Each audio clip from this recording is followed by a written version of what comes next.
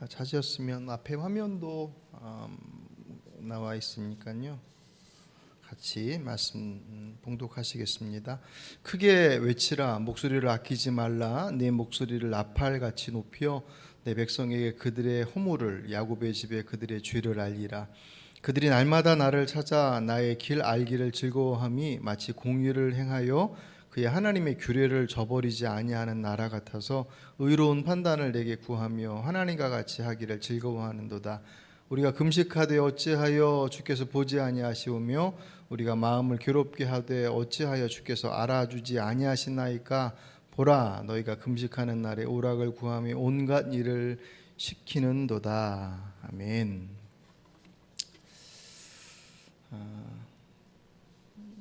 그래서 큐티 말씀이 이사야서를 본문으로 진행이 되고 있습니다. 잘 하고 계시나요? 이게 점검이 좀 돼야지.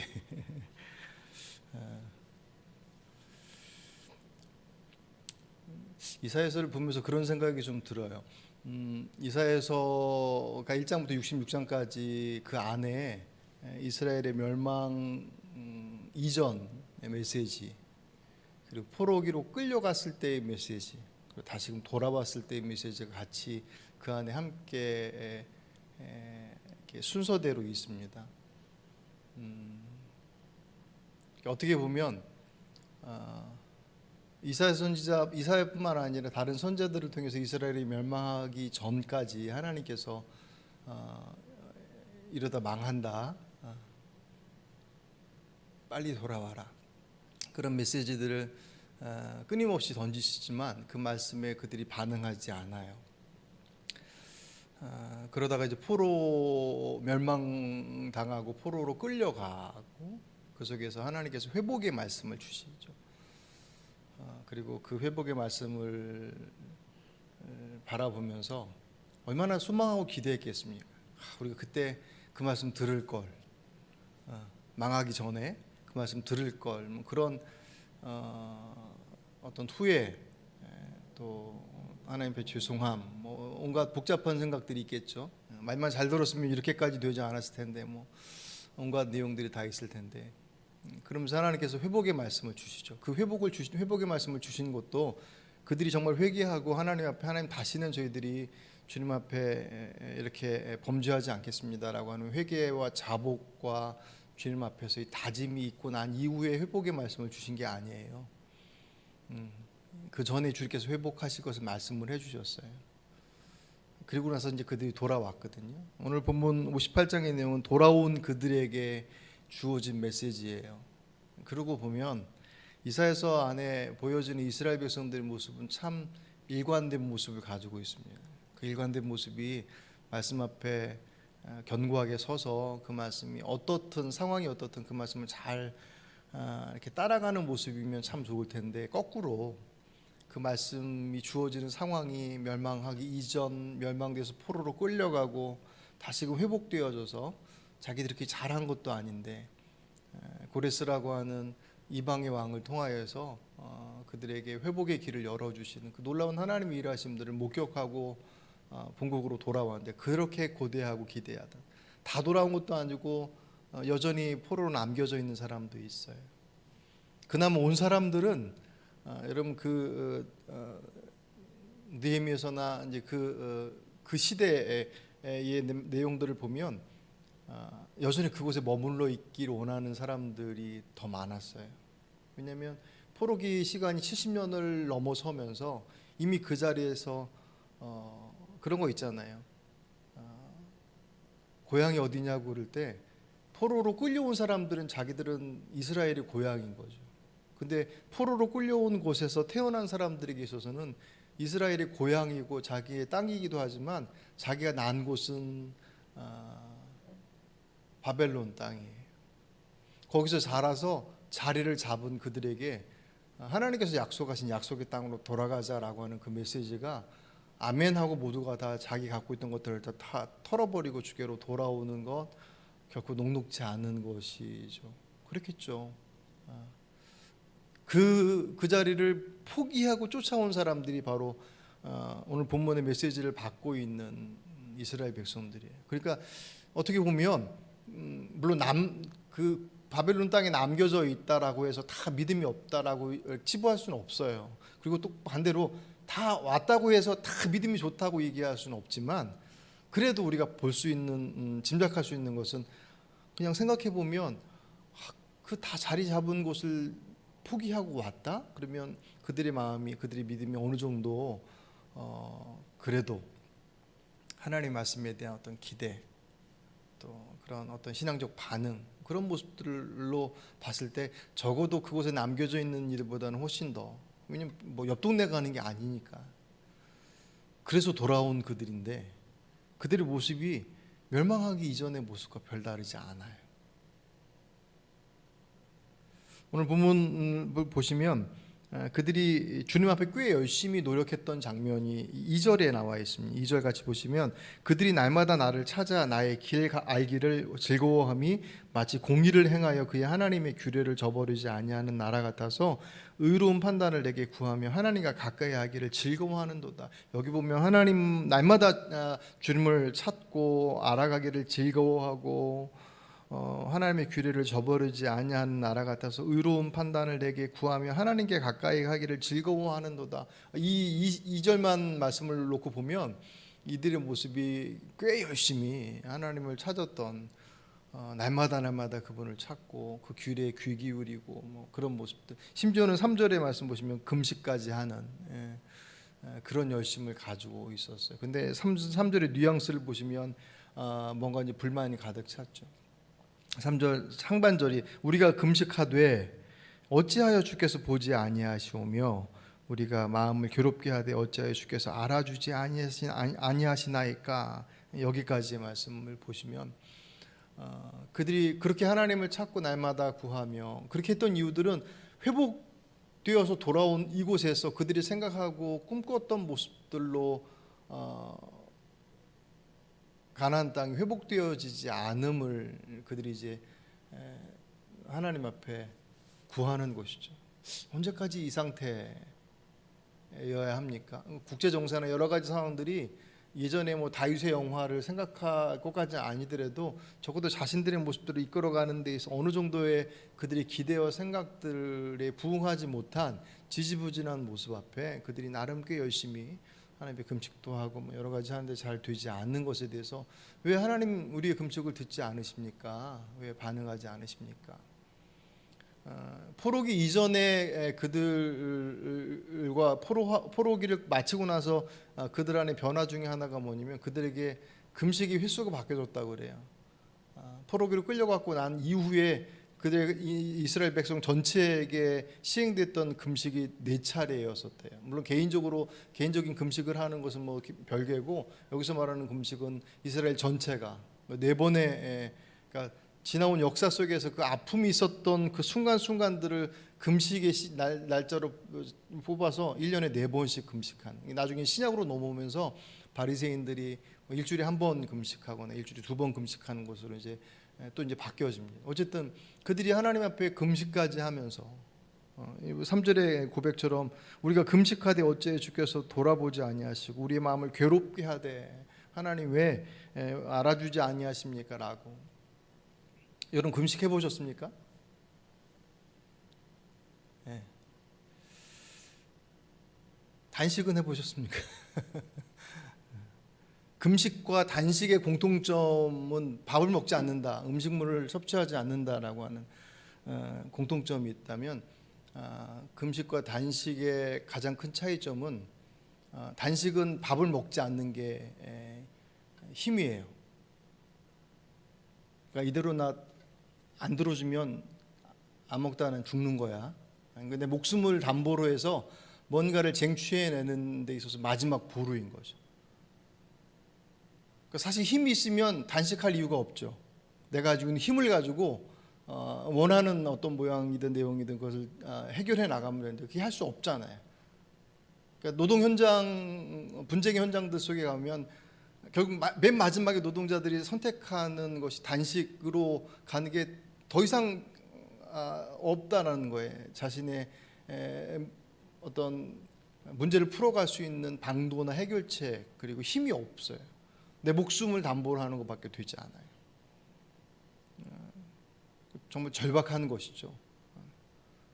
금식도 밥을 먹지 않는 것은 똑같지만 단식은 사람들 앞에 하는 거고 금식은 하나님 앞에서 다른 것이냐 할 때 그렇지 않아요. 밥을 먹지 않는다는 것은 똑같지만 단식과 금식은 사실 완전히 반대의 의미를 갖습니다. 그렇다고 단식이 뭐 나쁘고 뭐 금식이 그런 의미로서가 아니라 밖에서야 그럴 수밖에 없죠. 할 수 있는 일들이. 믿음의 사람들에 있어서 성경은 금식에 대해서 결코 부정적으로 얘기하지 않아요. 금식이라고 하는 것이 여러 가지 의미들을 가지고 있지만 어쨌든 가장 본질적인 의미는 금식은 내가 밥 안 먹는 것을 담보 삼아서 하나님 들어주셔야 돼요 라고 하는 그런 행위가 금식이 아니에요.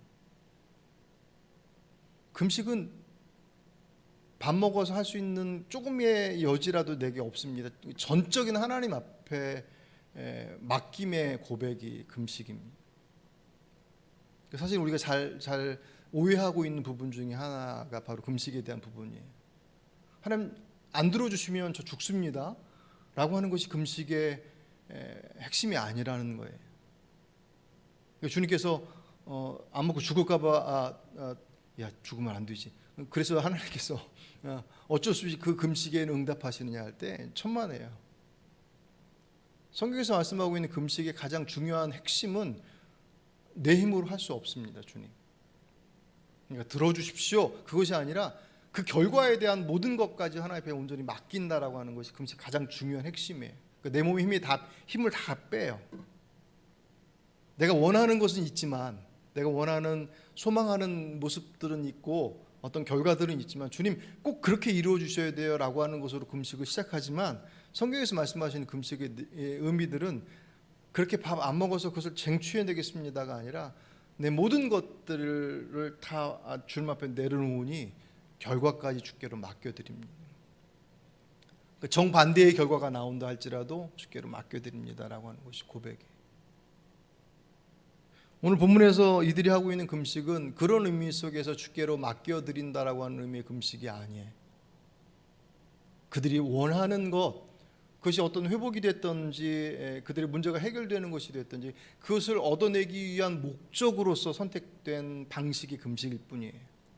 그 증거가 왜냐하면 금식이 정말 주께로 맡겨드림이라고 하는 본래적 의미를 가졌다고 한다면 그분의 뜻에 귀 기울이는 거예요.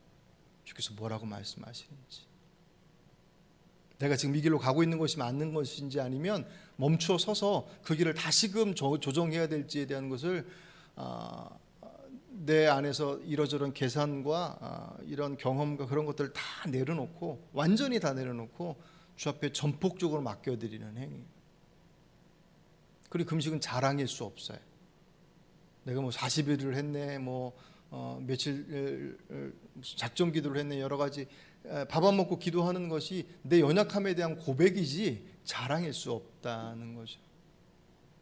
그러니까 밥 안 먹고 주 앞에 귀 기울일 때 주님께서 무엇을 원하시는지에 대한 것이 그 다음에 반응으로 나타나요. 밥 안 먹는 것으로 끝나는 게 아니라 귀 기울여서 그분의 뜻 앞에 그 다음에 삶이 조정되어지는 것이 동반되어야 되는데 오늘 본문의 말씀 보시면 그들이 어떻게 했다고 그래요? 3절 후반절에 보시면 보라 너희가 금식하는 날에 오락을 구하며 온갖 일을 시키는도다.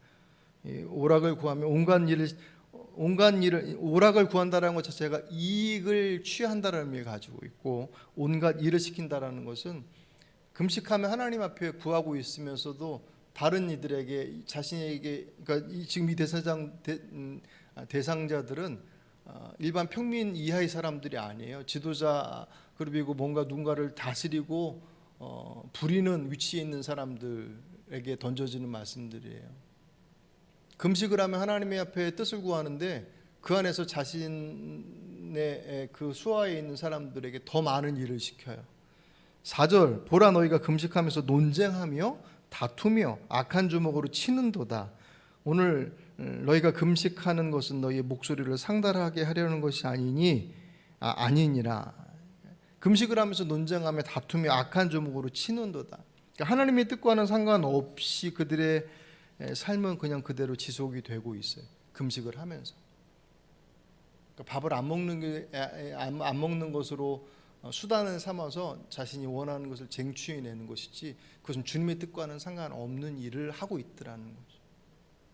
주께서 말씀하시잖아요. 그게 어떻게 내가 원하는 5절 말씀 5절 같이 읽어볼까요? 이것이 어찌 내가 기뻐하는 금식이 되겠으며 이것이 어찌 사람이 자기의 마음을 괴롭게 하는 날이 되겠느냐. 그의 머리를 갈대같이 숙이고 굵은 배와 재를 펴놓은 것을 어찌 금식이라 하겠으며 여호와께 연락될 날이라 하겠느냐. 종교적 양식으로 봤을 땐 그들이 굵은 배 머리를 갈대같이 숙이고 굵은 배와 재를 펴놓은 그런 금식의 모양을 가지고 있긴 하지만 그것이 어찌 내가 기뻐하는 금식, 내가 인정하는 금식이 되겠느냐.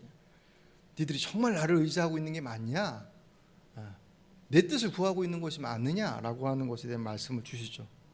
그러면서 이제 6절과 7절 말씀이 내가 기뻐하는 금식은 같이 한번 읽어볼까요? 6절 7절 화면에 띄워주시죠. 6절 7절 읽습니다. 시작. 내가 기뻐하는 금식은 흉악의 결박을 풀어주며 멍에의 줄을 끌어주며 압제당하는 자를 자유케 하며 모든 멍에를 꺾는 것이 아니겠느냐. 또 줄인 자에게 내 양식을 나누어주며 유리하는 빈민을 지배드리며 헐벗은 자를 보면 입히며 또 내 고력을 피하여 스스로 숨지 아니하는 것이 아니겠느냐. 아멘. 내가 기뻐하는 금식은 40일 금식도 아니고 아침 금식도 아니고 저녁 금식도 아니고 주님께서 말씀하시는 금식, 내가 기뻐하고 내가 인정하는 금식은 이라고 말씀하시는 내용 속에 어느 것도 종교적 양식을 취하고 있는 게 하나도 없어요. 밥을 안 먹는 것 자체가 목적이 아니기 때문에 내가 정말 기뻐하는 것은 하고 말씀하시는 금식의 내용들이 다 고통과 아픔 가운데 있는 지체들을 돌봐주는 거잖아요. 그죠? 왜냐하면 지금 이게 이스라엘 백성들의 지금 상황인 거예요. 이들은 그 상황에서 벗어나고 싶어 한다라는 거예요.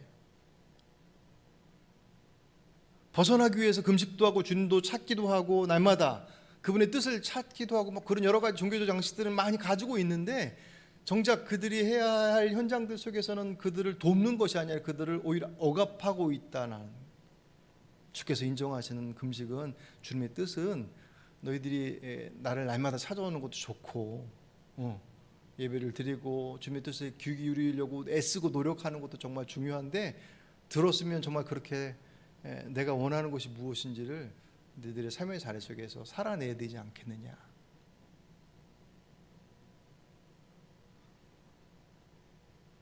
이 구절은 제가 그 주일날 예배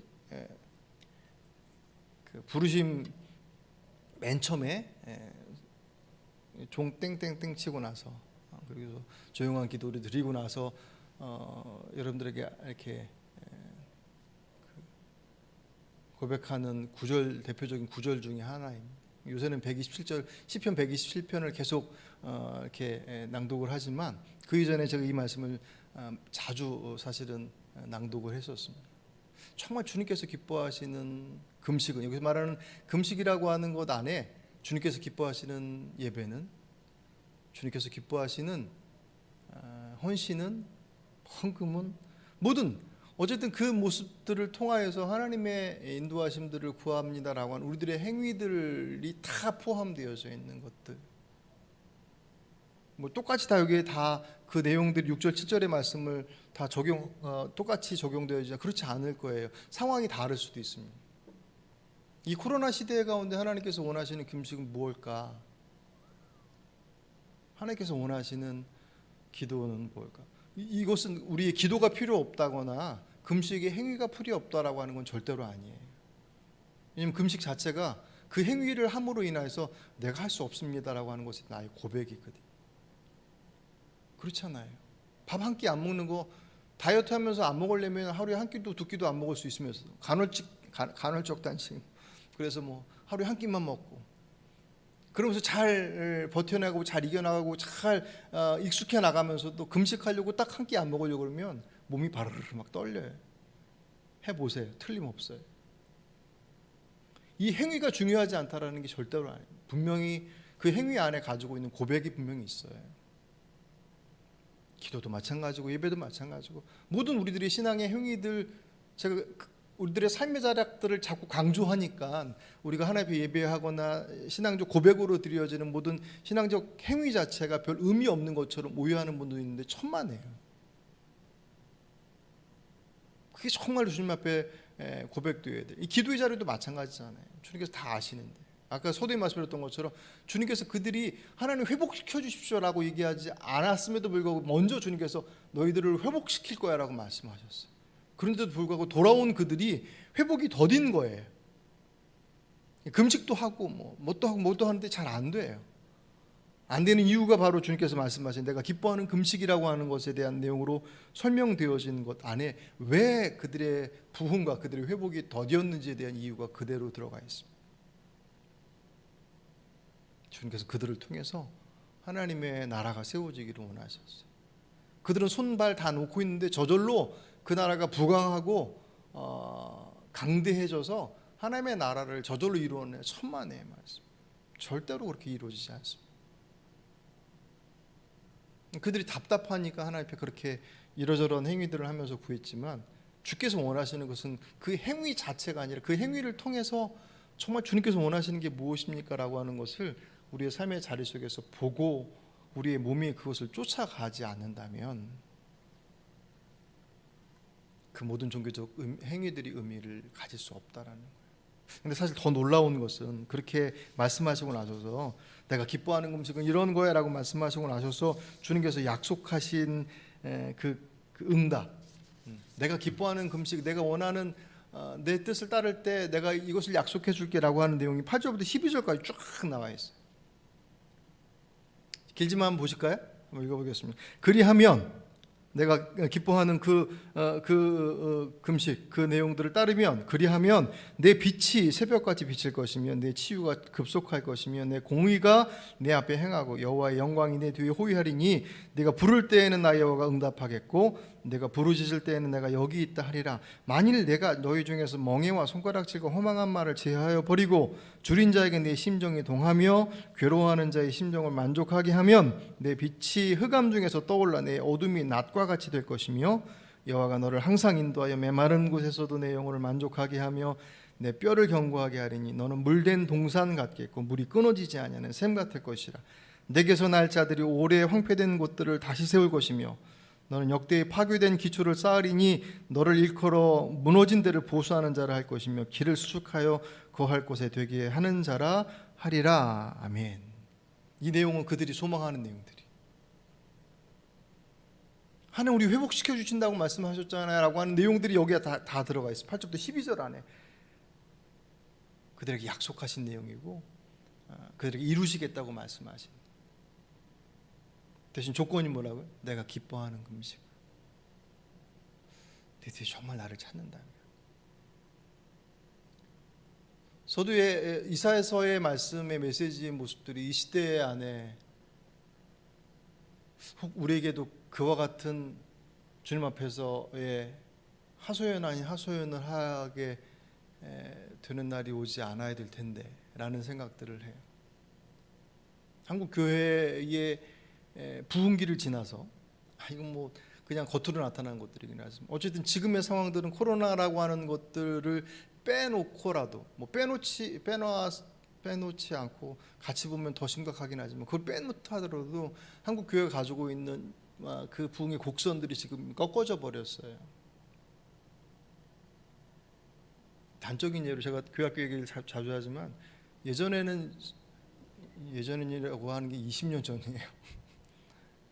그때는 여름 성경학교나 여름에 행사를 하려고 하면요, 기독교 서점가에 여름 성경학교와 수련회에 관련된 책자들이 적어도 한두 권씩은 나왔어요. 지금 나오지 않아요. 그때만 하더라도 교회학교 위기가 왔다라는 말이 세미나 현장 속에서 매번 던져졌어요. 지금 위기라는 말을 하지 않아요. 이미 한복판에 들어와 버렸기 때문에. 물리적으로 아이를 낳지 않기 때문에 아이들이 없다는 것으로 스스로 위안하기에는 우리 현장이 무참히 무너져 버렸어요. 더 이상 어린이 교회학교를 바라보면서 이렇게 움직이는 선교회들 딱 손꼽아 3군데, 교단에서 있는 교육국들 빼고 3군데. 우리 그 곡선의 내리막으로 지금 치닫고 있습니다. 여전히 지금도 주님께서 말씀하지 않으시겠습니까? 주님께서 이사야서나 이사야 선지자나 다른 선지자들에게 말씀하셨던 것처럼 이 시대도 우리에게, 오늘 본문 1절 말씀에 제가 눈이 제일 먼저 들어, 크게 외치라, 목소리를 아끼지 말라. 우리의 살 길은 그분께서 뭐라고 말씀하시는지를 듣고 따라가는 데 있습니다. 그게 무슨 거국적으로 민족적인 어떤 그런 큰 덩어리만 얘기하느냐, 천만, 우리 각 개인의 모습도 다르지 않습니다. 여러분들이 소망하는 그 소망의 길들이, 저나 여러분이 소망하는 그 소망의 길들이 주님께서 그건 네 일은 네가 알아서 해라고 하실리 만무하고, 분명히 우리에게 말씀하시는 그 말씀의 메시지가 분명히 있죠.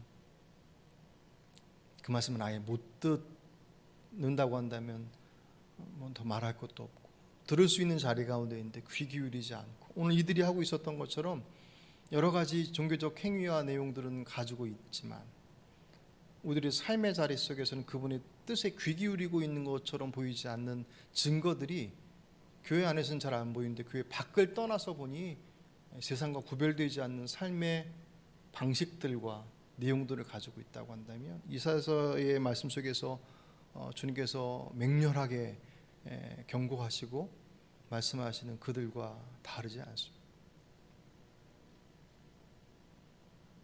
중요한 것은 그 말씀을 귀 기울이고 따르면 그 길에 생명의 길이 있다라는 것은 변함없다라는 거예요.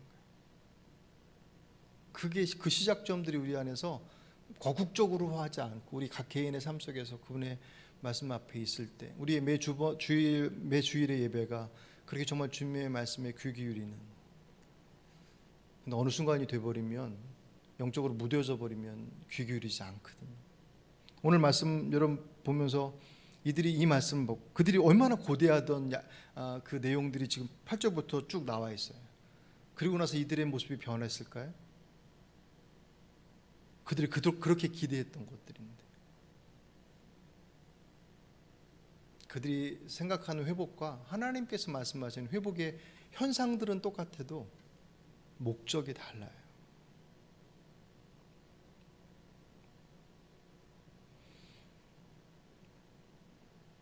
정말 주의 뜻 안에 그분의 나라가 우리 안에서, 죽어서 가는 천국 이곳에서 하나님의 나라를 살지 않는 사람이 어찌 죽어서 하나님의 나라에 갈 수 있습니까? 정말 주의 은혜로 예수님 십자가에 못 박히실 때 그 오른편에 있었던 강도처럼 그 마지막 순간에 주님을 인정함으로 주께로 돌아가는 그 은혜의 밧줄을 잡는 사람도 혹 있으려니와, 우리가 유념할 것은 강도 왼편에 있었던 강도도 있었거든요. 죽음의 자리에 선다고 해서 다 주님을 붙잡느냐? 천만에. 그렇다고 한다면 정말 주님께서 우리에게 구원의 길로 이끌어 가시고자 원하시는 이 땅의 마지막 우리에게 주신 삶의 자락들 속에서 그분의 뜻에 귀 기울일 때, 지금 우리의 상황들 속에서 우리 가정과 여러분 각 개인의 삶의 자리 속에 주께서 무엇을 말씀하시는지에 대해서 듣고 그 길을 쫓아갈 때 좀 더디더라도, 잘 안 되더라도, 만약에 거기에 그 발걸음을 멈추기 시작하면 그 다음엔 쫓아가지를 못함. 어려워서가 아니에요.